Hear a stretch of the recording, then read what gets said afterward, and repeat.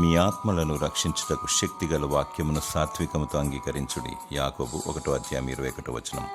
దేవుని వాక్యము సజీవమై బలము గలదై రెండంచుల గల ఎటువంటి ఖడ్గము కంటిన వాడిగా ఉండి ప్రాణాత్మలను కీళ్లను మూలుగులను విభజించినంత మట్టుకు దూరుచు హృదయం యొక్క తలంపులను ఆలోచనలను శోధించుచున్నది. ఈ శక్తివంతమైన వాక్యాన్ని పొందుకోవాలనుకుంటే యేసు ప్రభు చెంతకు రావాలి.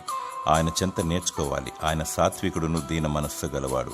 దేవుని వాక్యాన్ని సాత్వికంతో అంగీకరించాలి. తద్వారా మహత్కార్యాలు చూచెదవు. దేవుని ఉచితమైన మహాకృపను బట్టి రక్షణ నిరీక్షణ కలిగి నీ ఆత్మ భద్రముగా కాపాడబడును.